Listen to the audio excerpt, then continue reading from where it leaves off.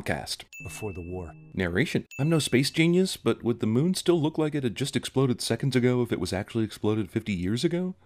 I kind of feel like it wouldn't. This is an awesome shot, no question, but these two famous Washington, D.C. landmarks are not so tall nor so sturdy that they would still be this upright while every trace of all the buildings around them, like the fucking Smithsonian buildings, are completely buried or gone. But cool shot, bro. We built the Tet. You named it after the Vietnamese New Year? Human hamster wheel symbolism. Which convert Earth's seawater into fusion energy. More fun with fusion. Remnants of the scavenger army continue to... Well, this story certainly needs quite a bit of setup, doesn't it?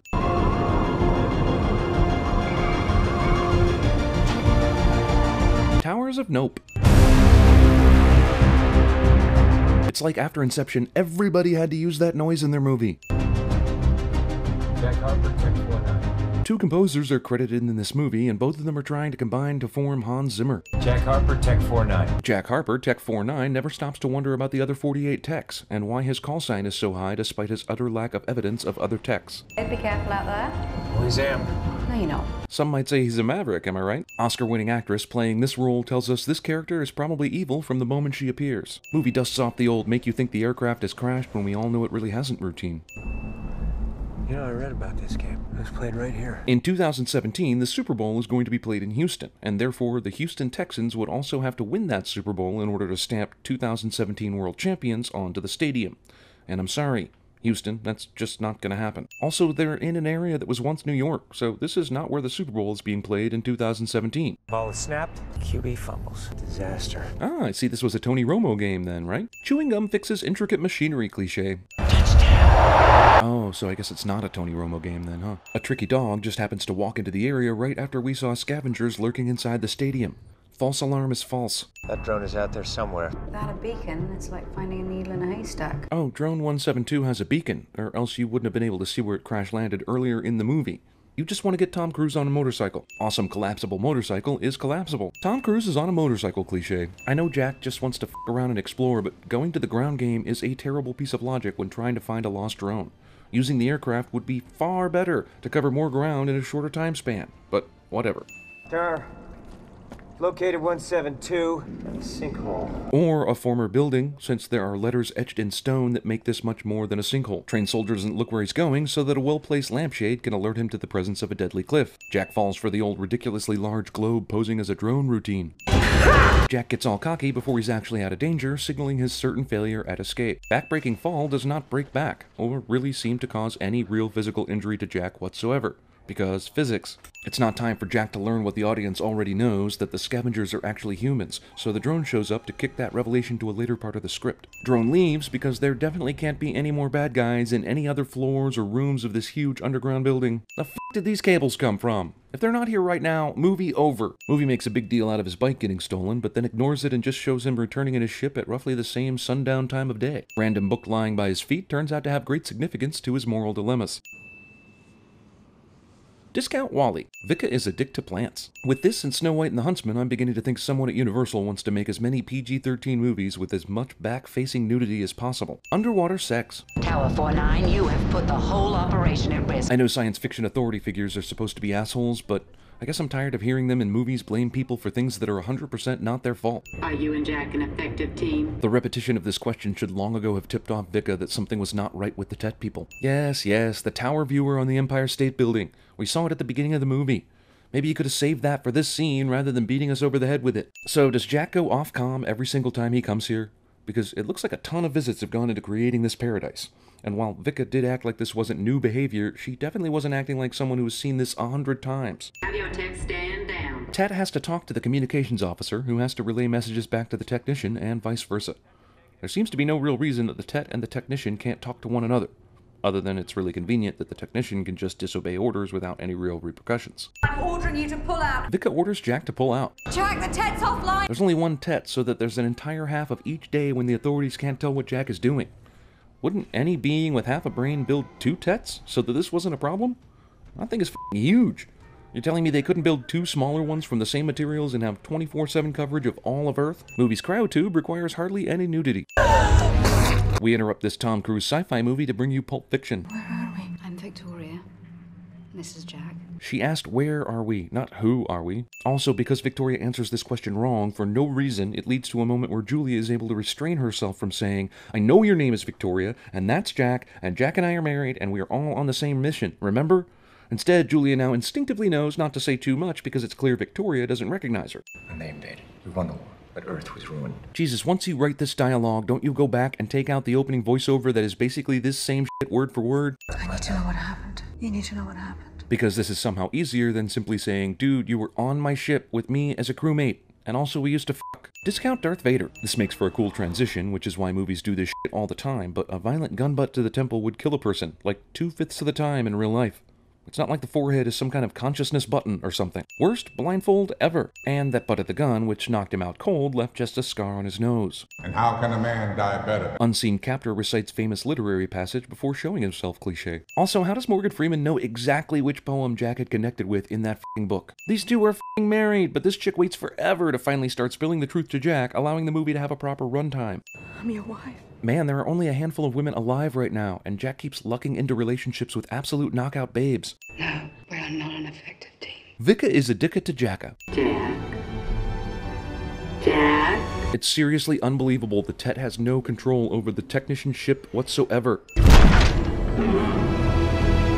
Discount TIE Fighters. Sci-fi movie copies the flying ships through the canyon firefight from every sci-fi movie ever. Another post-apocalyptic movie that can't resist showing us some old and busted future for the Statue of Liberty. And what canyon fight would be complete without a narrow opening to barely escape your craft through? You always want to avoid a crash, but this ejection system does not seem to increase the passenger's odds of survival by more than 1 or 2% at the most. Absolutely no other drones came to blow away Jack and Julia after the crash. This pilot somehow doesn't see Jack or the other helicopter craft thingy with the girl in it. From the way we've seen Vika and Jack behave earlier, this new pilot's comm officer should be picking up life signs, and spacecraft radar, and all kinds of other clues about Jack's presence in their sector. Shit, we need to go through the clones flashback too? Tom Cruise does what he's always wanted to do to Tom Cruise. Movie rips off the main character has a fight with himself gag from Star Trek VI Undiscovered Country. Oops, stunt double got in the shot. Ooh, does the stunt double have flashbacks about Julia's stunt double? Seriously? You didn't know you were shot? You've been watching this fight the whole time. It's not like you could have missed the gun that shot right at you. That bogey came across the border and then I lost you. I know it's common for Victoria to lose Jack from time to time when he goes off the grid, but the area where her Jack went was clearly not one of those areas. It's ultra convenient she didn't see Jack fight Jack a minute ago. Also, she lost Jack and then what? Went upstairs and vacuumed the rug? Why the f*** is she anywhere but near her communications desk? Also, what about now? Can't the satellites and bubblecraft cameras show Vika an unconscious clone Jack on the ground and this other Jack running over to save some strange chick? Is Vika planning on doing any work today? Isn't this cabin back in the original Jack's quadrant?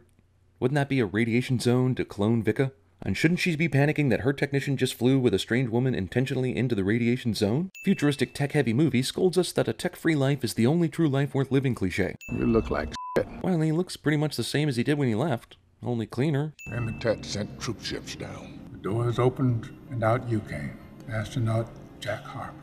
And none of these thousands of Jack Harpers were in any way confused at seeing so many of themselves running around. Also, memory wiping must have gotten really sloppy after Phase 1. They had an intern do the memory wiping for Phase 2. No soul, no humanity. That's racist. Also, if this is the kind of intricate nuclear tinkering I think it is, then do you really want to tell him powerful, emotional, secret-revealing stories right in the middle of it? What if he screws up the bomb, man? You only got one shot. Phase 2 was drones, repairmen. 50 years of watching those hydro rigs suck our planet dry. Let's talk about the Tet's plan. They're here to suck all of the water out of Earth. Great. But it doesn't seem like Jack, Victoria, and their clones are in any way necessary. They perform maintenance on the drones and defend the rigs, but they can't possibly defend the rigs 24/7, which makes them useless during the offline hours. On the maintenance end, how do they not have the technology to fix these drones with little worker robots? This is a race that has mastered interstellar travel and technologies beyond our capabilities, but they need humans for maintenance? 50 years of watching those hydro rigs suck our planet dry. 50 years? Man, hydro rigs are horribly inefficient. By the way, what have all these people been eating the whole time? There aren't much animals or vegetation still around, and we're told a lot of people starved after the invasion, so what's the food source? This drone has its course laid in and is capable of omnidirectional flight, but these idiots still feel the need to load it up on a tank thing and drive it somewhere before sending it on its way. Unthinking kill drone just nudges Jack instead of blowing him away right now. Falling down while running away from danger cliché. Jesus, even the drones in this movie have to stop and monologue instead of just continuing to massacre everyone. Why? Because a main character is standing here, of course. Just when you thought this movie had run out of cliches, time to outrun a fireball. He didn't die? Inconceivable! Guy who was a hard ass and doubted the hero now respects the hero cliche. Is there a particular reason why Julie agrees to go back in the sleep chamber? She doesn't know what Jack is planning. Tet knows she's awake. She never asks one question as to why this is necessary. Jack discharges the sleep module, which is where Julia retrieved the flight recorder. But then the flight recorder somehow continued recording the cockpit of the main ship when Vika says, Jack. Also, can the aliens not hear what's going on inside the bubble ships they created for Jack and his clones to fly? They're perpetrating the biggest ruse in the history of the universe, and they didn't take the trouble to put microphones inside these ships? Wait just a goddamn minute. The entire purpose of keeping the human clones alive was to repair the drones that protect the water-sucking machines. But this footage clearly shows that Tet has thousands of spare drones just hanging around the f***ing wall waiting for something to do. I want Julia to live. I want our species to survive. God knows why this matters to an alien race bent on stealing water from Earth and has been killing humans the whole movie. But, okay, we'll let you in. Ooh, a Tet inside a Tet. Tetception. And another Tet. This thing is like a Russian nesting doll. Also, discount HAL 9000. That's not the survivor you promised me. Well, seems like it might be a good time to kill these fools, right? F*** you, Sally. Honestly, Sally was never that much of a villain to blow the PG-13 allowance on her. Also, hero must sacrifice himself to save the day cliche. They had sex one time, so of course it resulted in a successful pregnancy. And I wonder if you see me when you look at her. It's revealed at the end that this is Tech 5-2 Jack speaking, but he should have no idea that there's a child. If we have souls, they are made of the love we share. For 3 years, I searched for the house he built. Wait, Jack built this house? I thought it was just a random house in the middle of the woods. How did he have time to build this thing during his time as a drone technician? You f***ed a clone of your husband once. Should be like riding a bike, right? Also, bullshit cloning plot element ensures the two heroes get to both experience a tragic death and stay together forever. I am Jack Harper. I thought you were Jack Reacher.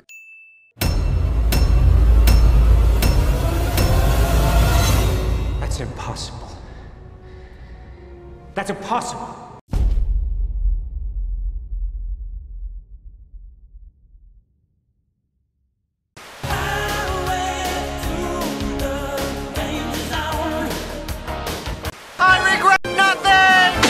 Maniacal laugh. Maniacal laugh.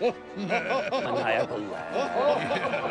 I am Jack's complete lack of surprise. For 3 years, I searched for the house he built. I knew it had to be out there. I was 35. I'd started my life. You're wearing the thimble. Of course. You idiot.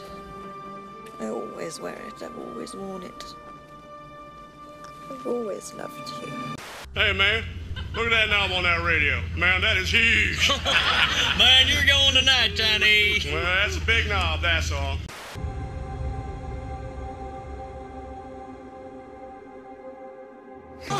Tax support! It's a nightmare! I've been watching you, Jack. You're curious. You smoke crack, don't you? You smoke crack, don't you? Look at me, boy! Don't you smoke crack?